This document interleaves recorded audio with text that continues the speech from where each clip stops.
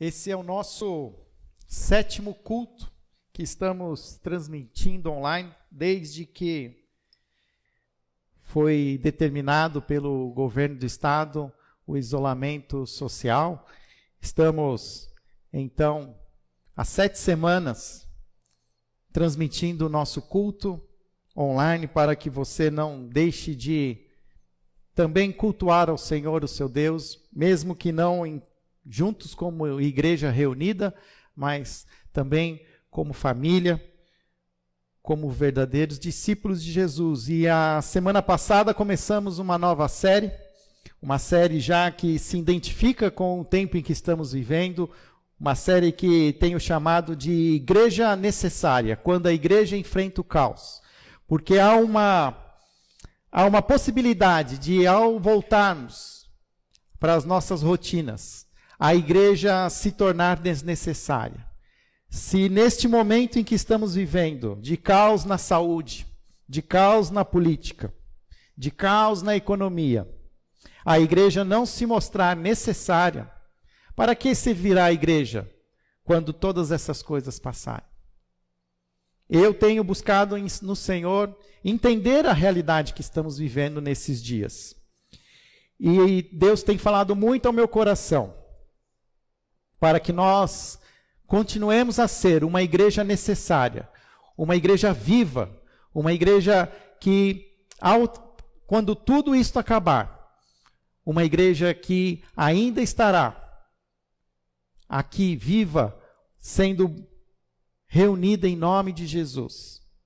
Mas esta igreja, ela precisa também de renovação, ela precisa de esperança para viver em momentos como esse.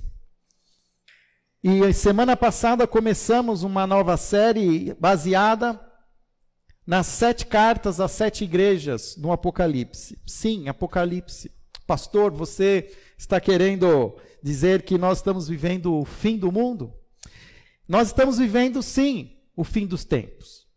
Se estamos mais perto ou mais longe, o fato é que estamos vivendo, sim, sinais claros de que Deus tem se mostrado um Deus que controla a história, um Deus que não perdeu em nenhum momento o controle, mas que está nos dando sinais claros de que Jesus está voltando. E precisamos entender que, ao lermos estas 7 cartas, nós não estamos movidos por medo, por angústia, mas queremos renovar a nossa esperança. Apocalipse, talvez a melhor maneira de descrever esse livro, não seria com a palavra Apocalipse, mas com a palavra revelação. Porque revelação é exatamente o que esse livro tem para nos mostrar. Uma revelação de quem é Jesus. Um Jesus glorioso, um Jesus majestoso. E essa revelação de Jesus, ela quer também nos mostrar e revelar a nossa missão. Apocalipse revela quem é Jesus, não mais um servo sofredor, o Cordeiro que morreu na cruz, mas agora ele é o soberano sobre toda a terra. Ele é o alfa, o ômega, o princípio e o fim. Ele é digno de respeito, de beleza sublime, notável. Todo o capítulo 1 de Apocalipse, de alguma maneira, descreve toda a majestade de Jesus. E se nós queremos sermos renovados como igreja, num momento difícil como esse, nós precisamos de uma visão renovada de Jesus. Nós precisamos rever estas cartas, rever alertas que Jesus traz à igreja. São 7 cartas. 7 é um número da perfeição, é um número que completa, que mostra uma mensagem única, não só para igrejas locais, mas para a igreja toda de Jesus. 7 cartas a 7 igrejas, a todas as igrejas do passado, do presente e do futuro, para a nossa realidade hoje. Eu poderia estar aqui hoje trazendo uma palavra que alcançasse o seu coração, que trouxesse consolo, que trouxesse a você uma força interior para suportar e viver dias de angústia, como estamos vivendo. Mas Deus tem dito que o que Ele quer revelar não é uma verdade para uma pessoa. O que Deus tem para nos revelar é uma verdade para a sua igreja. Nunca antes na história da humanidade a igreja tem se tornado tão necessária como nos momentos como esse em que vivemos. Quando estamos isolados é que estamos percebendo a necessidade que nós temos uns dos outros, a necessidade de nos sentirmos como igreja.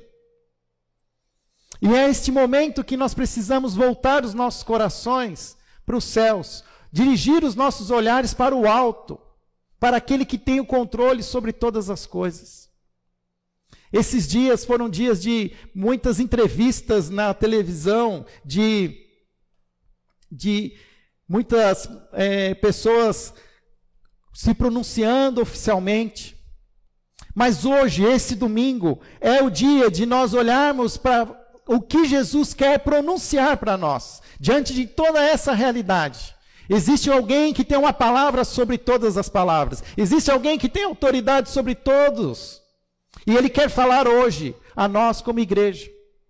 Semana passada nós começamos a caminhar por essas cartas e abordamos a carta à igreja de Éfeso, capítulo 2 de Apocalipse. Uma igreja que era leal, uma igreja que zelosa na sua doutrina, mas que havia parado de amar. Você abandonou o seu primeiro amor, é assim que Jesus confronta essa igreja. A primeira marca de uma igreja necessária para os nossos dias, a igreja de Éfeso então nos ensina, é ser uma igreja que ama sem parar. Qual foi o grande defeito da igreja de Éfeso? Foi uma igreja que parou de amar. Uma igreja que sabia toda a doutrina, que se vangloriava por ter sido a igreja do apóstolo Paulo, a igreja de Timóteo, a igreja que não permitiu que falsos profetas, falsos apóstolos dominassem sobre o rebanho, mas que manteve a doutrina pura, mas que se tornou-se uma ortodoxia também fria, sem amor apaixonado por Deus e, consequentemente, pelas pessoas. A primeira lição que nós estamos aprendendo, que a carta de Éfeso nos mostrou semana passada, é que precisamos ser uma igreja que não para de amar. Queridos, estamos vivendo um momento tão tenso, em que a polarização sobre opiniões, sejam elas econômicas, sejam elas sobre a saúde, seja sobre a política, são tão divergentes que nós estamos sendo tentados a deixar de amar os nossos irmãos. Nós estamos deixando de transmitir amor por causa de convicções que temos sobre política, sobre a saúde, sobre a economia.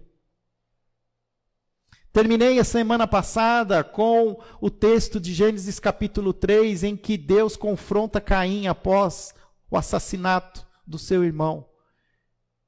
E a pergunta que não quer calar, que ela é feita até hoje, foi feita pela primeira vez por Caim, para Caim, e agora é feita para nós, onde está o seu irmão? Onde estão os nossos irmãos? Nós não podemos permitir que o inimigo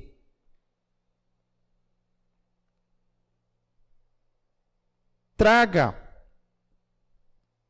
aos nossos corações qualquer tipo de sentimento que venha fazer com que nós deixemos de amar as pessoas, que deixemos de amar os nossos irmãos.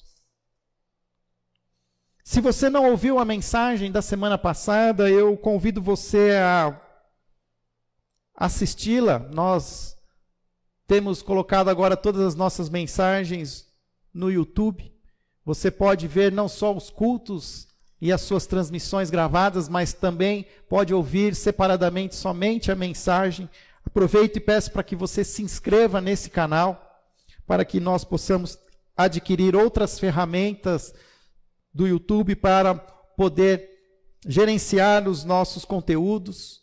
Hoje, quero falar sobre essa segunda carta. Agora a igreja de Esmirna, e está em Apocalipse capítulo 2, versículo 8. Naturalmente, quem chegasse à Ásia Menor, atualmente território turco, naturalmente chegaria através de Éfeso.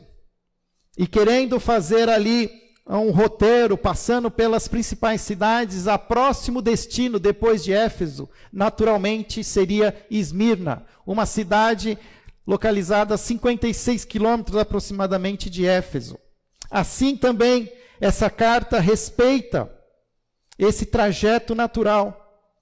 Se a primeira carta foi direcionada a essa igreja mais antiga, uma primeira igreja na Ásia, a igreja de Éfeso, a segunda carta ela é dirigida à cidade de Esmirna.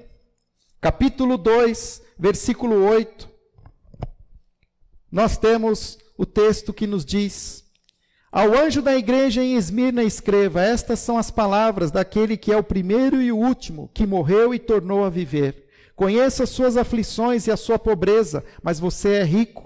Conheça a blasfêmia dos que se dizem judeus, mas não são, sendo antes sinagoga de Satanás. Não tenha medo do que você está prestes a sofrer. O diabo lançará alguns de vocês na prisão para prová-los, e vocês sofrerão perseguição durante 10 dias. Seja fiel até a morte, e lhe darei a coroa da vida. Aquele que tem ouvidos, ouça o que o Espírito diz às igrejas. O vencedor, de modo algum, sofrerá a segunda morte. Assim como na carta de Éfeso, todas as cartas, inclusive agora a carta de Esmirna, respeita muito a realidade local, respeita a geografia, respeita a informações que dizem respeito à própria identidade daquela cidade. Nenhuma carta ela é impessoal, mas são cartas extremamente realistas, que exprimem uma realidade visível. E essas cartas hoje, elas também estão trazendo para nós essa mesma realidade. Quando decidimos por trazer essas cartas e expô-las biblicamente, nas 2 últimas semanas, nós não tínhamos ideia do que estaríamos vivendo nos dias de hoje. Nós não tínhamos ideia do que estaríamos ouvindo, o que ouvimos na sexta-feira. Nós não tínhamos ideia de que nós estaríamos vivendo ainda mais um caos, a não ser mais somente o caos da saúde, mas também um caos na nossa política. E mais uma vez, essa carta, ela se encaixa perfeitamente na nossa realidade hoje. Eu quero dizer a vocês que eu fui tentado até a mudar o tema do culto, a pular essa carta. Mas o Espírito Santo tem me constrangido a trazer a mensagem que Jesus deseja, que nós a ouçamos, e a ouçamos com os nossos corações abertos. Por isso eu quero orar mais uma vez. Quero orar com você agora e pedir que o Senhor continue nos ajudando a discernir a verdade, a discernir aquilo que Ele deseja que sejamos como igreja nesses dias de caos. Senhor, quero te pedir que à luz da carta que nós lemos agora, parte da Tua palavra, que cremos ser, ó Pai, inspirada por Ti, que cremos, Senhor, que tem poder de nos confrontar, tem poder de despertar, tem poder, Senhor, de nos fazer, nos voltarmos de volta para o Teu querer. Te pedimos em nome de Jesus, que o Senhor seja sobre nós agora, que o Senhor tenha misericórdia, tenha graça. Mas ao mesmo tempo, ó Pai, coloca o meu coração na Tua dependência, para aquilo tudo que for exposto aqui, não seja, Senhor, fruto do meu próprio raciocínio, fruto das minhas próprias convicções. mas sejam, Pai, palavras do alto. Que venham, Senhor, palavras tuas para o nosso meio. Em nome de Jesus. Amém. Esmirna era uma cidade das mais bonitas da Ásia Menor. Esmirna tinha um apelido, era conhecida como a Flor da Ásia. Talvez você tenha uma cidade que você tenha visitado e que tenha te encantado. Uma cidade que você um dia deseja voltar a revisitá-la. Talvez seja uma cidade aqui no Brasil, uma cidade fora do Brasil. Mas provavelmente você tem alguma cidade que você já tenha visitado e que tenha te encantado, a ponto de você guardá-la no seu coração e dizer que, se quando puder, você vai voltar e quer inclusive levar outras pessoas para ver essa cidade. Talvez você ainda não tenha nem visto essa cidade ainda, você a conhece pelas fotos, pelo que os outros dizem. E faz parte dos seus planos, talvez fazia parte dos seus planos esse ano, você visitar essa cidade. Esmirna era uma cidade assim, uma cidade que era conhecida pela sua beleza. Era uma cidade conhecida pelas suas vias, pelas suas ruas largas, pela sua arquitetura monumental. Esmirna havia sido destruída em 600 depois de Cristo. Mas o conhecido imperador Alexandre o Grande reconstruiu Esmirna. Esmirna chegou a ser uma cidade em ruínas em 290 a.C. Esmirna é reconstruída por Alexandre o Grande e torna-se uma das cidades mais bonitas da Ásia. Concorria com a própria cidade de Éfeso em importância. Tornou-se mais importante até que Esmirna em um momento quando decidiu-se pela construção de um templo dedicada à deusa Roma em Esmirna. Éfeso queria que este templo fosse construído em sua cidade, mas foi Esmirna que recebeu esse privilégio. A fidelidade de Esmirna para Roma era muito famosa. Em todo o mundo antigo, Esmirna era conhecida como uma cidade leal a Roma. Por isso até foi escolhida para a construção de um templo dedicado à deusa Roma. Possuía também uma grande população de judeus. Era sabido que em Esmirna possuía também um grande ajuntamento de judeus que saíram da Palestina e fixaram-se nesta cidade. Todas essas características, elas são importantes, porque quando Jesus se revela à igreja, Jesus traz essas características da cidade. Quando nós vamos ler as cartas, e todas as cartas, elas possuem o mesmo conteúdo, existe uma iteminização. A primeira parte de todas as cartas, Jesus mostra quem ele é. Em segundo momento, Jesus, ele diz como ele está vendo a igreja, pontos positivos, pontos negativos. Em terceiro momento, então, Jesus, ele traz um alerta. E por último, ele traz uma promessa, um encorajamento. No caso de Esmirna, como Jesus vê a igreja? Como Jesus primeiro se revela a essa igreja. O versículo 8 diz que Jesus se revela a essa igreja da seguinte maneira: estas são as palavras daquele que é o primeiro e o último, que morreu e tornou-se a viver. Quando Jesus ele se revela como o primeiro e último, ele está dizendo assim que Jesus é Deus. Eu sou o Deus que se revelou antes de qualquer outra coisa. E sou o Deus que se revela agora. Eu sou o primeiro e eu sempre serei o último.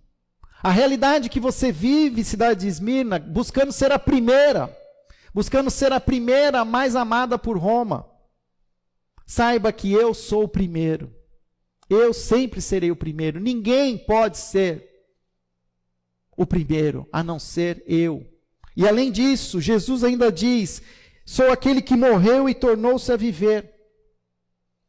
Jesus está mostrando assim: vocês se vangloriam por ter sido uma cidade em ruínas que, ao ser reconstruída, torna a viver com maior glória.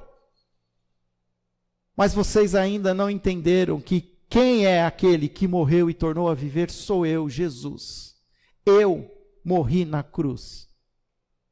Mas no terceiro dia voltei à vida. Voltei a viver. Eu, de fato, sei o que significa estar morto e voltar à vida. Jesus confronta o orgulho da cidade. Jesus confronta as suas qualidades. Da mesma maneira, Jesus está nos confrontando hoje. Quem tem sido a primeira pessoa que estamos ouvindo em nossas vidas? Quem é aquele que nós estamos colocando toda a nossa atenção, toda a nossa confiança? Alguns de nós colocavam a nossa atenção, a nossa confiança em alguns homens, e ainda colocam, mas ninguém pode ter a primazia dos nossos corações do que a própria pessoa de Jesus. Nenhum desses homens aos quais nós exaltamos ou honramos, ou até mesmo, em algum certo momento, condenamos, nenhum desses homens um dia experimentou de fato a morte. Nenhum desses homens, de fato, se dispôs a morrer por mim e por você. Mas Jesus fez isso. Jesus abriu mão de toda a sua divindade. Abriu mão de estar com o Pai e fez-se um de nós. Se fez homem, limitou-se à forma humana, sofreu, viveu entre nós e entregou-se para morrer por mim e por você. Se hoje estamos vivos, se hoje sentimos esse ar sendo respirado pelos nossos pulmões, é porque Jesus um dia entregou a sua vida para que nós a tivéssemos de fato. Uma igreja sofredora como Esmirna precisava ter certeza de que o seu futuro derradeiro estava garantido em Jesus. O que você percebe ao ler a carta a Esmirna, você percebe que é uma igreja que está sofrendo. É uma igreja que, apesar de viver num ambiente de ostentação, num ambiente de beleza, é uma igreja que está sofrendo, que está sendo perseguida. Quando Jesus, no versículo 9, então, diz o que ele vê na igreja, Esmirna é uma das cartas que nós não vemos pontos negativos. Não há uma acusação contra a igreja de Esmirna. Muito pelo contrário. A igreja de Esmirna, há somente ali uma situação em que Jesus expõe a sua realidade, onde ele diz: conheço as tuas angústias, as tuas aflições e a sua pobreza, mas você é rico. Conheço a blasfêmia dos que dizem-se judeus, mas não são, sendo antes sinagoga de Satanás. Jesus não tem críticas a essa igreja, mas Jesus a vê com apreço, com compaixão. Em comparação às outras igrejas que são aqui descritas, talvez a igreja de Esmirna era a igreja mais fraca, era a igreja que era mais pobre,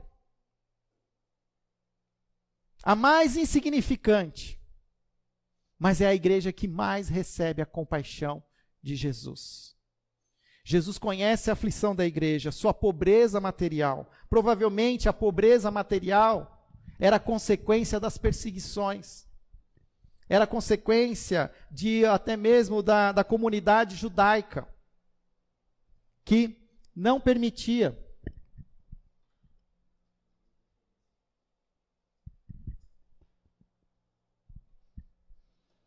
uma comunidade judaica que provavelmente conspirava contra os negócios daqueles que se diziam cristãos. Mas mais que isso, era uma igreja que era blasfemada por estes judeus. Estes judeus, Jesus os mostra e diz assim, eles falam que eles são o povo de Deus, porque aqui é um contexto que nós precisamos entender. Roma tinha uma única exceção, a um único povo que podia continuar prestando culto ao seu próprio Deus, e essa única exceção era privilégio do povo judeu. Os primeiros cristãos têm origem entre os judeus, e eles começam a prestar culto, mas não como o próprio judeu ainda esperava na revelação do Messias, mas os cristãos agora prestam culto a um Deus revelado em Jesus. E estes judeus em Esmirna, eles declaram a Roma, esses cristãos não são o povo de Deus. Esses cristãos, eles não são parte de nós. E isso traz uma acusação muito forte que Jesus defende a igreja. Jesus então diz que os judeus, aquele ajuntamento judaico, que se reunia nas suas casas de orações, e as casas de oração do judeu era a sinagoga, Jesus diz, essa sinagoga é uma sinagoga de Satanás. Eles estão dizendo que eles são o povo de Deus, mas eles não são o povo de Deus. O povo de Deus, o meu povo é a igreja. São aqueles que confessam a Jesus como seu Senhor e Salvador. Hoje, nós estamos vivendo alguma coisa muito semelhante. Existem hoje homens e mulheres que têm acusado discípulos de Jesus, que têm acusado e feito blasfêmias. Hoje, existem pessoas que usam a nomenclatura cristã como sendo um selo de qualidade. Dizer que é cristão torna a pessoa diferente. E não é isso que faz alguém se tornar melhor ou pior. Existem hoje, se no passado existiam sinagogas de Satanás, hoje existem igrejas de Satanás. Existem igrejas que hoje estão defendendo-se como povo de Deus, mas estão muito longe de ser o povo de Deus. O verdadeiro povo de Deus, a verdadeira igreja, a igreja necessária, é uma igreja que vive o evangelho, que vive a vida se rendendo aos pés da cruz, que nega-se a si mesmo, que arrepende do seu pecado. Se no início da era cristã, algumas casas de oração eram chamadas de sinagoga de Satanás, hoje também existem igrejas de Satanás. Satanás significa adversário, inimigo de Deus. E tem muitas pessoas hoje dizendo que estão ao lado de Deus, mas estão sendo usados por Satanás. Tiago tem uma declaração muito forte quando ele diz na sua carta: você crê em Deus? Muito bem. Até os demônios creem em Deus e tremem. Não basta apenas dizer que crê em Deus, é preciso ter uma vida que mostre, uma vida que apresente frutos do Espírito, como amor, bondade, longanimidade, mansidão, domínio próprio. Por isso, ó Pai, por isso nós queremos entender melhor aquilo que Ele tem para nós. A alegação dos judeus de serem o povo de Deus é anulado pelo fato deles serem instrumentos de Satanás contra o verdadeiro povo de Deus, a igreja. E Jesus alerta a igreja para uma aflição que há de vir. No versículo 10, então, o que Jesus tem para trazer para essa igreja? Não tem uma palavra fácil, tem uma palavra extremamente difícil. Uma profecia de sofrimento, mas também é uma palavra de encorajamento. Não tenha medo do que você está prestes a sofrer. Se a primeira marca de uma igreja necessária, nós aprendemos com Éfeso, é uma igreja que não pode parar de amar. A segunda marca de uma igreja necessária para os nossos dias é uma igreja que sofre. É uma igreja que vai sofrer se quiser se manter como uma igreja de Jesus nos dias de hoje. A igreja é chamada por Jesus a dar testemunho destemido, um testemunho sem medo, acompanhado de perseverança e fé. Seja fiel até a morte, e eu lhe darei a coroa da vida. O sofrimento seria iminente e inevitável. O destino da igreja de Esmirna não seria um destino agradável. O diabo lançaria alguns deles na prisão, o texto diz. O diabo lançará na prisão para prová-los. E vocês sofrerão perseguição durante 10 dias. Não dá para a gente entender o que significa literalmente esses 10 dias, mas é uma maneira de Deus dizer, eu sei quanto tempo será esse sofrimento. Ele terá meio, começo, meio e fim. E nós, como igreja hoje, precisamos entender que nós também estamos vivendo num contexto de aflição, de sofrimento. E se quisermos nos levantar como verdadeiros discípulos de Jesus, seremos blasfemados, seremos acusados, seremos ameaçados. Queridos, não há promessa de uma vida fácil nas Escrituras. Em lugar disso, há promessas de conforto e bênçãos, mesmo em meio ao sofrimento. Ouvi uma mensagem do Ed René, também pregando sobre esse texto de 2018, e uma frase que ele diz, é que ele afirma, eu não acredito em vida que deu certo e vida que deu errado. Eu acredito em gente que deu certo e gente que deu errado. Por quê? O que é uma vida que deu certo? Como podemos dizer que as nossas vidas são vidas que estão dando certo? Nós não temos controle sobre as nossas vidas. Há realidades que escapam do nosso controle. Há uma dimensão da realidade que de uma hora para outra se perde.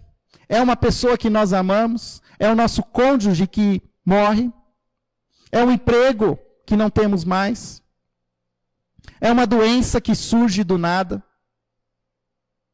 é um filho que morre inesperadamente num acidente. Há contingências da vida que todos nós estamos suscetíveis, e dizer que uma vida deu certo em detrimento que outra deu errado, não somos capazes. Mas nós podemos afirmar sim que existem pessoas que estão dando certo e pessoas que estão dando errado. A igreja de Esmirna era uma igreja que estava dando certo. Era uma igreja que continuava fiel.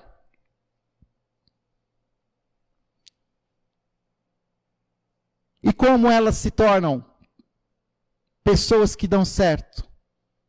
Porque elas estão dispostas a perder as coisas que elas têm de mais valor que as suas próprias vidas. Quando estamos dispostos a perder as nossas vidas por alguma causa maior que nós mesmos, é que, na verdade, então, as nossas vidas estão fazendo algum sentido. Versículo 11, Jesus traz um chamado à igreja, um chamado para ouvir e um desafio para vencer. Ela diz, aquele que tem ouvidos, ouça o que o Espírito diz à igreja, o vencedor de modo algum sofrerá a segunda morte. Osmar Ludovico diz que ouvir é o mandamento 0. Antes mesmo de você buscar fazer algo que Deus deseja que você faça, é preciso, em primeiro lugar, aprender a ouvir. Ouça, ó Israel, o Senhor, o teu Deus, é o único Senhor. E agora, em Apocalipse, Jesus também diz à igreja, ouça o que o Espírito tem a dizer. Ou seja, ouvir tem um significado por trás, que é o significado da obediência. O chamado para ouvir desafia aquele que participa da vida de Cristo a estar disposto a obedecer. Se queremos ser uma igreja necessária para os nossos dias, precisamos obedecer a Jesus. A igreja poderá até sofrer a primeira morte, poderá sofrer o martírio, porém, ela não será destruída por essa morte. A sua verdadeira vida estará garantida por aquele que estava morto e agora está vivo. Ao vencedor, de modo algum, sofrerá a segunda morte. É a promessa que ele faz. Você sabe o que significa a segunda morte? Apocalipse capítulo 21. É o final da revelação. Há uma descrição extremamente forte do que significa a segunda morte. Em Apocalipse capítulo 21, versículo 5, diz assim: aquele que estava assentado no trono disse: estou fazendo novas todas as coisas, e acrescentou: escreva isto, pois estas palavras são verdadeiras e dignas de confiança. Está feito, eu sou o alfa e o ômega, o princípio e o fim. A quem tiver sede, darei de beber gratuitamente da fonte da água da vida. O vencedor herdará tudo isto, e eu serei o seu Deus, e ele será o meu filho. Mas os covardes, os incrédulos, os depravados, os assassinos, os que cometem imoralidade sexual, os que praticam feitiçaria, os idólatras e todos os mentirosos, o lugar deles será o lago de fogo que arde com enxofre. Esta é a segunda morte. Hoje, existem pessoas que estão vivendo as suas vidas a partir de palavras humanas que não trazem esperança viva de eternidade. A igreja de Jesus precisa viver a partir da luz da palavra viva de Jesus. O que Jesus está falando para essa igreja de Esmirna é que de modo algum sofrerão a segunda morte. Sabe como Jesus definia inferno nos evangelhos? Ele usava uma palavra chamada Gena, que pode ser transliterada para Inol, Vale de Inol, e esse lugar existe até hoje em Jerusalém. Nos tempos de Jesus, este lugar, o Vale de Inol, era um lugar onde era usado para despejar lixo. O lixo era acumulado nesse vale, e o enxofre, derivado da decomposição do lixo, gerava fogo, gerava chamas. E Jesus se refere a esse inferno como sendo um lugar onde os mentirosos, os covardes, os depravados, os assassinos, os que praticam feitiçaria, os idólatras. Esse é o destino. É sugestivo pensar que Jesus, nos evangelhos, ele diz em João capítulo 14, capítulo 15, versículo 6, que todo ramo que não der fruto vai ser cortado e atirado fora, e será lançado no fogo. É sugestivo dizer que a igreja, Jesus diz que a igreja é o sal da terra, e se esse sal não tiver sabor, ele não tem função alguma, a não ser lançado fora e ser pisado pelos homens. Queridos, nós como igreja, precisamos nos manter alinhados à palavra de Deus, à verdade. Eu tenho visto e visto que nós queremos acreditar nas palavras dos homens, mas nós não podemos confiar em palavras de homens, nós precisamos confiar nas palavras de Jesus.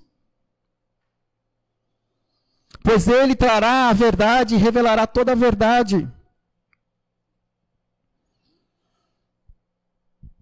É proposital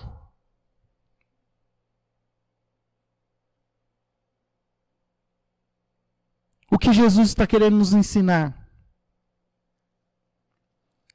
Nós estamos vivendo um momento em que nos colocam uma pressão sobre a igreja que ela precisa escolher um lado. Nós não precisamos escolher nenhum lado, pois nós já temos um defensor. Nós já temos um Senhor e um Salvador. E nós precisamos estar dispostos a morrer por esse Senhor e esse Salvador. Existem perdas que são contingenciais. Mas nós precisamos aprender a nos entregar a perdas propositais.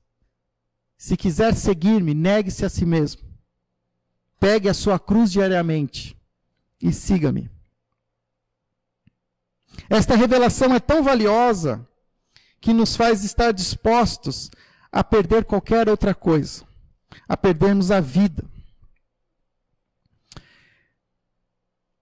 Eu disse que eu não queria pregar essa palavra hoje, mas tenho sido confrontado pelo Espírito Santo, pedindo que Ele me dê sabedoria.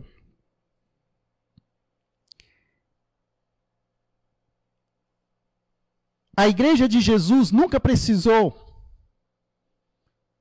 de que tivesse um poder constituído, que trouxesse privilégios para que a igreja crescesse, para que a igreja continuasse viva. Muito pelo contrário. A igreja evangélica brasileira cresceu mais nos últimos 14 anos do que em todos os outros anos da existência da igreja evangélica. E esses foram anos em que fomos governados pelo Partido dos Trabalhadores.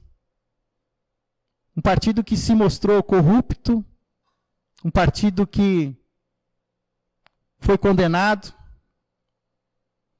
Quando tivemos a oportunidade de colocar um homem, um outro presidente, a igreja caiu na tentação de colocar alguém que pudesse trazer privilégios para a igreja, uma igreja que nunca precisou de privilégios para ser viva. E hoje, meu coração me diz que somos muito orgulhosos para admitir que aquele que hoje preside o nosso país não é alguém que teme a Deus de todo o coração. Na verdade, nós nunca precisamos de ter alguém, porque nós temos Ele, Jesus, como nosso Senhor, como nosso Deus vivo. Se formos viver à luz do que o Evangelho nos diz, a postura da igreja precisa ser outra. Não estou dizendo que você precisa escolher um lado. Estou dizendo que você precisa voltar o seu coração para Jesus, permitir que Ele dirija a sua vida. As 7 igrejas que existiam no início da era cristã, sugestivamente, a única igreja que ainda existe hoje é a igreja de Esmirna. A menor, a mais frágil, a que foi violentamente perseguida, a que entregou os seus mártires em prol do Evangelho, é a igreja que continua viva.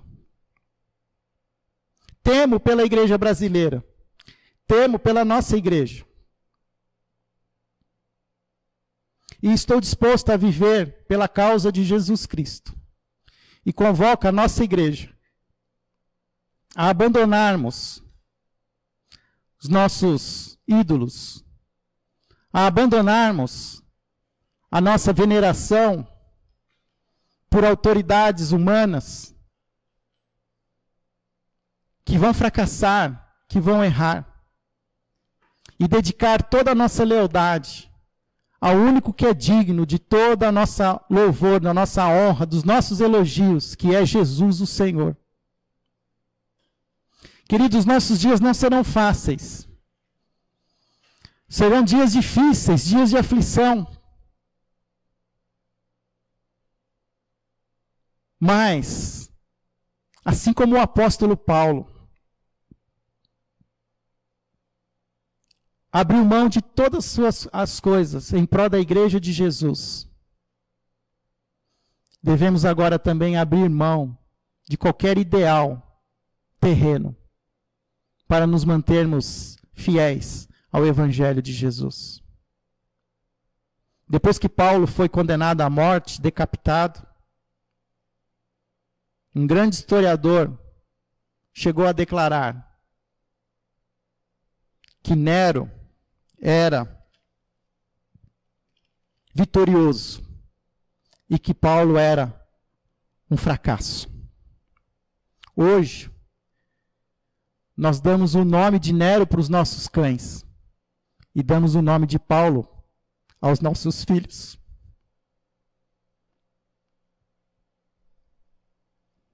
Eu não sei o que será do dia de amanhã, mas eu não me importo que somente eu cumpra com o Evangelho, sendo ministro de Jesus. O que eu aprendi hoje e que eu reparto com os irmãos,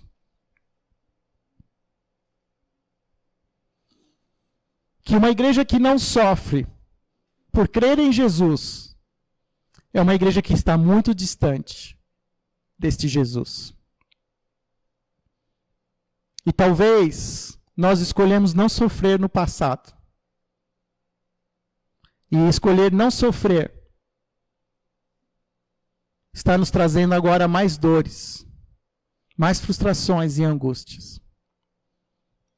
Que possamos nos arrepender, que possamos voltar aos nossos caminhos, que possamos pedir que Jesus seja de fato o nosso único caminho, o nosso único Salvador, o nosso único e suficiente Senhor. E que o Senhor tenha misericórdia de nós, tenha misericórdia da sua igreja. E que a primeira igreja batista de Campinas seja uma igreja necessária para os nossos dias. E mais ainda, uma igreja necessária para os dias futuros, onde possamos viver não debaixo da autoridade de homens. Homens que também estarão sendo confrontados por Jesus ao final dos dias. Homens que sofrerão também as suas próprias mortes mortais, como todos somos. Pergunta a você hoje, aonde está o supremo líder da Coreia do Norte? Há uma grande chance que ele está abatido, combalido, se não morto. Homens e mulheres poderosos dessa terra passarão, mas Jesus Cristo é o único que continuará vivo, reinando eternamente. E a Ele darei todo o meu louvor, toda a minha vida. Em nome de Jesus. Amém. Obrigado, Pai, pela Tua palavra. Que o Senhor esteja fazendo, Pai, que essa palavra encontre em nossos corações espaço para entendermos aquilo que o Senhor deseja, que façamos, que mudemos os nossos comportamentos. Que possamos, Senhor, amar a Ti de todo o nosso coração e ao próximo, como o Senhor mesmo pediu que fizéssemos. Que situações como a que estamos vivendo, diante de tanto caos, o Senhor nos traga paz. E assim como naquele dia, ó Pai, em que o Senhor estava com os seus discípulos naquele barco, a tempestade era forte, as ondas eram altas, e o Senhor despertou e mandou o mar aquietar-se. Assim eu vou, Pai, aguardar o dia que o Senhor vai se levantar e vai declarar: aquieta-te. Eu não sei a hora, ó Pai, mas enquanto ela não chegar, eu vou confiar em Ti, vivendo um dia de cada vez, confiando na Tua graça e na Tua bondade, confiando nas Tuas promessas, confiando que o Senhor é o primeiro e é o último, confiando que Jesus é aquele que morreu, mas voltou a viver para sempre. Amém. Em nome de Jesus. Amém.